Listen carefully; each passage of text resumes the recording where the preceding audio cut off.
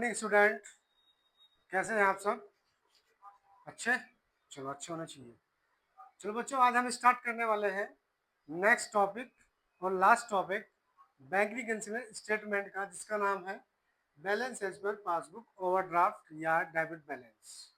आज हम इसके बारे में सीखेंगे कि डेबिट बैलेंस होता क्या है, कौन सी इसमें अमाउंट जोड़ी जाती है और कौन सी इसमें घटाई जाती है। ठीक है, तो स्टार्ट करते हैं। आइए स्टार्ट करते हैं। देखिए, आपके सामने फॉर्मेट बना हुआ है और इसमें अमाउंट शो हुई है। First, balance as per passbook overdraft या डेबिट बैलेंस आपका टोटल अमाउंट में आएगा। इसके बाद जो ऐड करने वाली अमाउंट है वो यहाँ से स्टार्ट करेंगे। तो सबसे पहले क्या करना है आपने बच्चों, इससे पहले आपने पासबुक का क्रेडिट बैलेंस वाला क्वेश्चन किया भी है और कॉन्सेप्ट भी कराया गया है। अगर आपने उस वाले क्वेश्चन को कर लिया होगा तो ये उसी का ही रिवर्स रूप है, यानी कि उल्टा रूप है। देखिए, check issued but not presented, यानी कि चेक इशू कर दिए लेकिन क्या हुए वो अब तक बैंक में पेमेंट के लिए प्रेजेंट नहीं हुए। तो ये वहां पे हम लेस कर रहे थे, लेकिन इस वाले बैलेंस में हम इसको जोड़ना पड़ेगा। ये हमने ऐड कर दिया। नेक्स्ट, इंटरेस्ट हो या डिविडेंड हो collected by bank not entered in cash book, या तो आपको इंटरेस्ट मिला हो या किसी प्रकार का डिविडेंड मिल गया हो लेकिन उसकी एंट्री कैश बुक में नहीं हुई, तो ये भी आपको जोड़ना पड़ेगा। Next, direct payment by the customer into bank, direct payment कर दिया कस्टमर ने आपके अकाउंट में, तो ये भी आप क्या होगा, ये भी ऐड हो जाएगा। इसके बाद एनी अमाउंट रॉन्गली क्रेडिट, अगर गलती से कोई एंट्री क्रेडिट की गई है बैंक के द्वारा तो वो भी आप क्या करोगे, जोड़ देंगे। इसके बाद चेक इश्यूड एंड डिसऑनर्ड, यानी कि चेक इशू कर दिया और बैंक ने उसे क्या कर दिया, डिसऑनर्ड कर दिया। But not entry in cash book, लेकिन उसकी एंट्री कैश बुक में करना भूल गए हैं या छूट गई है, तो ये भी आपको ऐड करना है। इसके बाद direct collection made by bank not entry in cash book, direct collection हुआ बैंक के द्वारा लेकिन उसकी एंट्री कहाँ नहीं हुई, कैश बुक में, तो ये भी आपको जोड़ना पड़ेगा। नेक्स्ट, इंटरेस्ट ऑन इन्वेस्टमेंट, आपका इन्वेस्ट किया हुआ उसका पैसा मिला हुआ ब्याज का, तो ये वाली अमाउंट भी आपको ऐड करनी है। अमाउंट यहाँ चली जाएगी। अब हमें क्या करना है, जितने भी अमाउंट ऐड वाली होगी उन सबको ऐड कर कर टोटल वाले अमाउंट वाले कॉलम में लिखेंगे। फिर ये टोटल और ये वाला टोटल दोनों को ऐड कर कर नीचे लिखना है। इसके बाद इसके सामने लिखना है लेस, और लेस वाले में जो जो अमाउंट माइनस होने वाली है उसको आप घटा देनी है। आप पासबुक का जो क्रेडिट बैलेंस था उसमें ये वाली अमाउंट आप जोड़ रहे थे, लेकिन यहाँ रिवर्स हो गई। क्या हो गई, रिवर्स हो गई। जैसे चेक पेड किया, cheque paid into bank but not collected, cheque संग्रह के लिए बैंक में भेजे गए कलेक्ट करने के लिए, लेकिन क्या हुआ, वो संग्रह नहीं हो, यानी कि संग्रहित नहीं हुए, तो वाली अमाउंट भी घटानी है। अमाउंट यहाँ आ जाएगी, cheque paid into bank and dishonoured, cheque paid हुआ लेकिन क्या हो गया, वो भी अनादर हो गया, तो ये भी एंट्री भी यहाँ पहुंच जाएगी। Insurance premium paid by bank, insurance premium का भुगतान बैंक ने तुरंत कर दिया या अकाउंट से कर दिया, तो ये भी आपका माइनस हो जाएगा। Direct payment from bank but not entry in cash book, direct payment किया गया बैंक के द्वारा लेकिन उसकी एंट्री कैश बुक में नहीं की गई, तो ये एंट्री भी आपकी माइनस में चली जाएगी। चेक इश्यू किया लेकिन payment received by the pay, ये भी लेस करनी है। और फिर लास्ट में आता है bank interest charges, bank interest charges, यानी क्या, तो बैंक का चार्ज हो या इंटरेस्ट का चार्जेस लगाओ, जो भी चार्जेस होंगे वो सब क्या हो जाएंगे, वो भी माइनस हो जाएंगे। तो ये इनका टोटल आपको माइनस वाला यहाँ लिखना है। फिर इस वाले टोटल में से इस वाले टोटल को माइनस कर कर यहाँ आपका बैलेंस बचेगा overdraft as per cash book. यहाँ से आपका फोर्थ कंसेप्ट जो था वो कंप्लीट हो गया है। इसके बाद अब हम एक इसी के बेस पर एक क्वेश्चन आपको करके दिखाएंगे। ठीक है, अब इसे आप उतार लीजिए।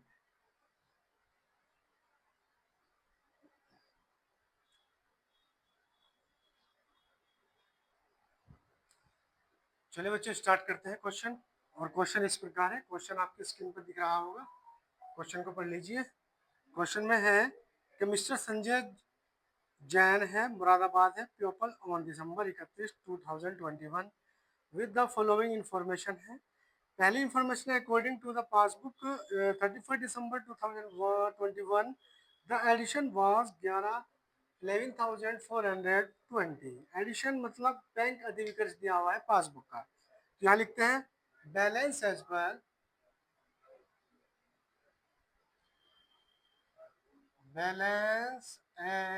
पर पासबुक ओवरड्राफ्ट। ओवरड्राफ्ट हो या डेबिट हो, रूल यही लगेगा।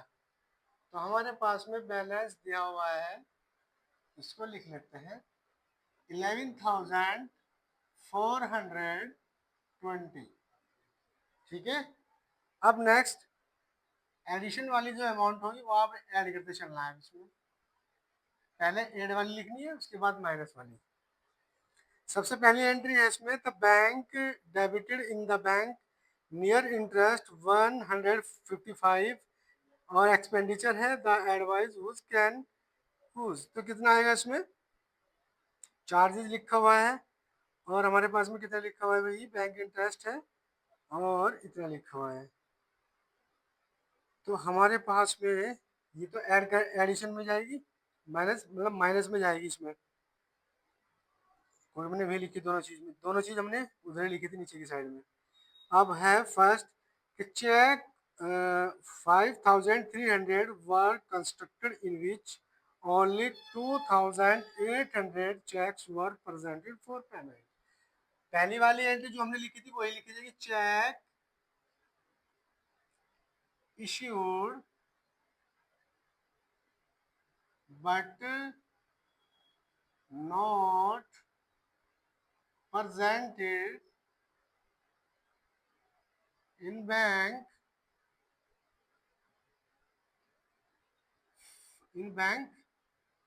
for payment। अब हमें देखना है कि कितने बैंक में इशू हुए थे और पेमेंट कितना का हो पाया है।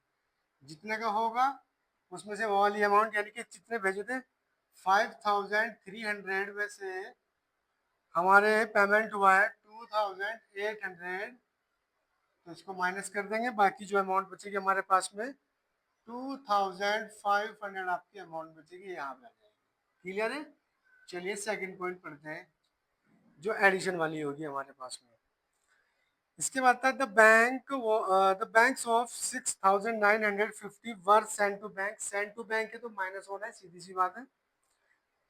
द बैंक रिसीव किया है 890 डिविडेंड ऑन एक्सेप्ट। देखो मेरे डिविडेंड वाली अमाउंट हो तो यहाँ लिखोगे आप, डिविडेंड हो, डिविडेंड मिल रहा है आपको तो dividend on share, on share received, shares पर इश्यू है डिविडेंड 890 रुपीज। क्लियर है। चलिए नेक्स्ट पे आइए। फिर हमारे पास में द बैंक कट यानी कि बैंक ने चार्ज किया है 90 and paid bill of over 3,000 but not account in cash book में वो नहीं लिख पाए, तो सीधी सी बात है माइनस में जाएगी। इसके बाद आर धवन है, डिपॉजिट किया है 5,440 रुपीज और बैंक अकाउंट पर डिड नॉट नो। तो ये वाली अमाउंट क्या होगी, हमें जो यानी कि धवन ने डिपॉजिट कर दिया बैंक में, तो सीधा कह रहा है डायरेक्ट धवन ने डिपॉजिट किया है तो एंट्री बनेगी directly deposit, directly deposit, directly deposited किसने जमा करा है, मिस्टर धवन ने, तो मिस्टर धवन हो जाएगा। इसकी अमाउंट थी 5,440 रुपीज। ठीक है। अब इसके बाद हमारे पास में क्या बचता है, truth 840 was written in the indebited side of the passbook. ये तो रॉन्ग एंट्री हो गई, तो क्या करनी है, इसमें केवल इतनी है अमाउंट जोड़नी थी आपको, बाकी सब लेस हो जाएगी, तो इन्हें जोड़ देंगे आप। तो 2500 890 100, तो कितना हो गया टोटल हमारे पास में? 800 8830। तो टोटल हमारे पास में ये तो इसका टोटल इसमें ऐड कर देंगे तो हमारे पास में टोटल हो जाएगा 20,250। अब क्या करना है, वही कंडीशन लेगी, फिर अपने क्या करना है, माइनस करके चलना है। तो यहाँ से माइनस करेंगे, यहाँ से माइनस लेस लिख दिया हमने।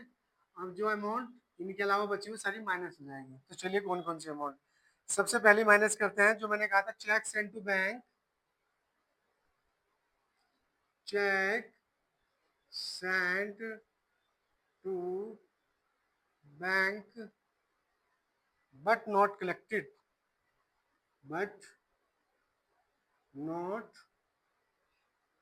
Collected.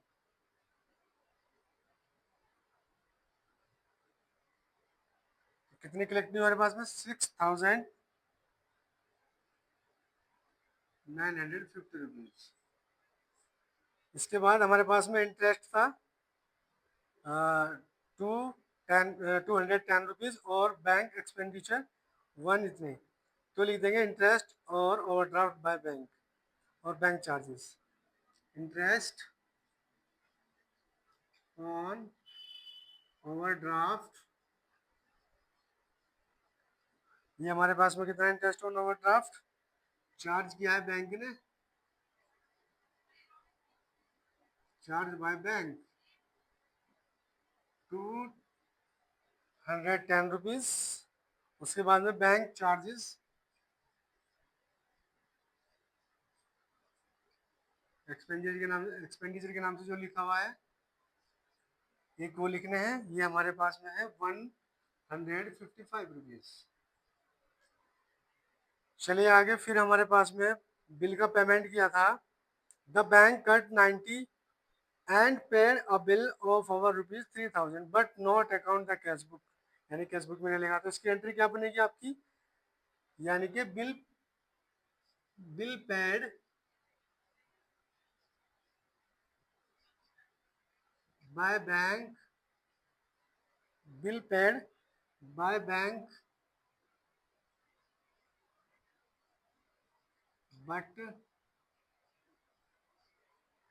But not entered, but not entered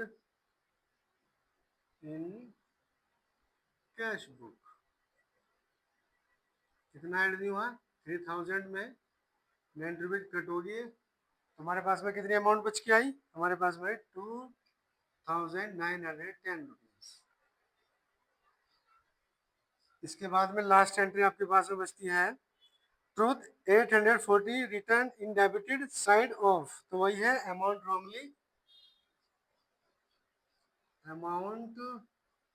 wrong amount wrongly debited in passbook.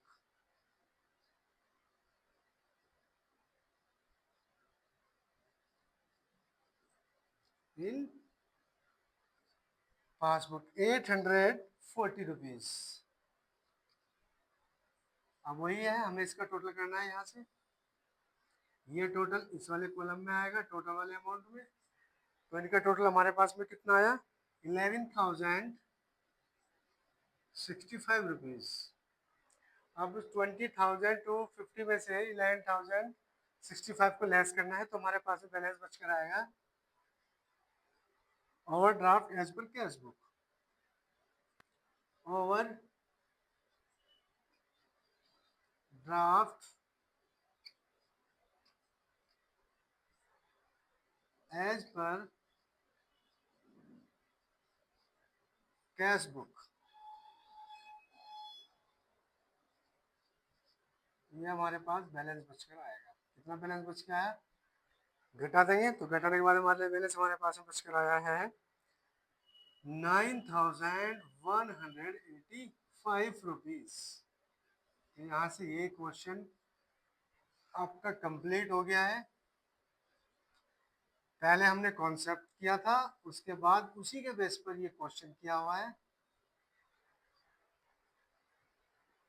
अब ये क्वेश्चन आप उतार लीजिए।